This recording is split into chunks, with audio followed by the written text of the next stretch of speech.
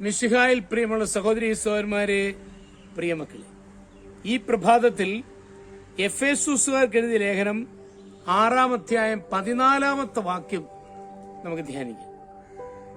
Letter to Ephesians chapter 6 verse 14. സത്യം കൊണ്ട് അരമുറുക്കി നീതിയുടെ കവചം ധരിച്ച് ഉറച്ചു നിൽക്കുവിൻ. ഒരിടത്തൊരു സ്വർണ്ണപ്പണിക്കാരൻ ജീവിച്ചിരുന്നു. അന്യായ മാർഗത്തിലൂടെ അയാൾ ധാരാളം ധനം സമ്പാദിച്ചു. അയാൾ തന്റെ ജോലിയുടെ പുരോഗതിക്ക് വേണ്ടി 2 ജോലിക്കാരെ നിയമിച്ചു.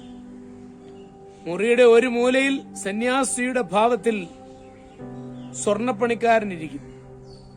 ആരെങ്കിലും എന്തെങ്കിലും സ്വർണ്ണ ഉരുപ്പിടികളുമായി ചെല്ലുകയാണെങ്കിൽ താഴെയിരിക്കുന്ന പണിക്കാരിൽ ഒരാൾ സ്വർണ്ണപ്പണിക്കാരനോട് പറയും, കേശവാ കേശവാ. ഉടനെ സ്വർണ്ണപ്പണിക്കാരൻ പറയും, ഓ ഗോപാല ഗോപാല. താഴെയിരിക്കുന്ന പണിക്കാരിൽ രണ്ടാമൻ വിളിച്ചു പറയും, ഹരി ഹരി. അതിന്റെ ബാക്കിയായ സ്വർണ്ണപ്പണിക്കാരൻ പറയും, ഓ ഹര ഹര. ഇത് കേൾക്കുന്ന സാധാരണക്കാർ അമ്പരക്കും. എന്തൊരു ഭക്തിയാണിവർക്ക് എന്ന് തമ്മിൽ പറയും. അതോടെ സ്വർണ്ണപ്പണിക്കാരനോടുള്ള വിശ്വാസം ഇരട്ടിയാവും. എന്നാൽ വാസ്തവം എന്താണെന്ന് കേൾക്കണോ?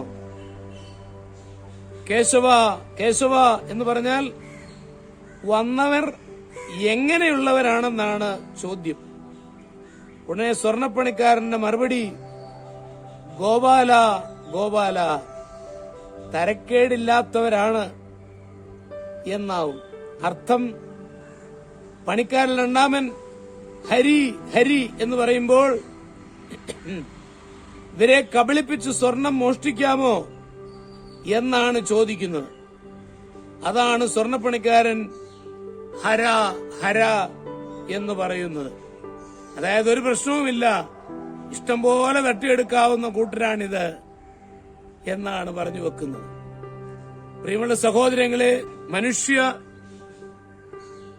സാമർഥ്യത്തെക്കാൾ ഉപരിയായി സത്യം കൊണ്ട് അരമുറുക്കി നീതിയുടെ കവചം ധരിച്ച് നമ്മുടെ അനുദിന ജീവിതം നയിക്കുവാൻ നാം വിളിക്കപ്പെട്ടവരാണ്. അവിടെ ഇങ്ങനെയുള്ള കുതന്ത്രങ്ങൾ ഒരിക്കലും ശരിയല്ല. എപ്പോഴും സത്യത്തിൽ ഉറച്ചു നിൽക്കുവാൻ നമുക്കാവണം. അതാണ് ദൈവം ആഗ്രഹിക്കുന്നത്. നമ്മുടെ കർത്താവ് മിശിഹായുടെ കൃപയും പിതാവായ ദൈവത്തിന്റെ സ്നേഹവും പരിശുദ്ധാത്മാവിന്റെ സഹവാസവും പരിശുദ്ധ അമ്മയുടെ മധ്യസ്ഥതയും നിങ്ങളെല്ലാവരോടും കൂടി ധാരാളമായിട്ടുണ്ടായിരിക്കട്ടെ, എപ്പോഴും എപ്പോഴും എന്നേക്കും. ആമേൻ.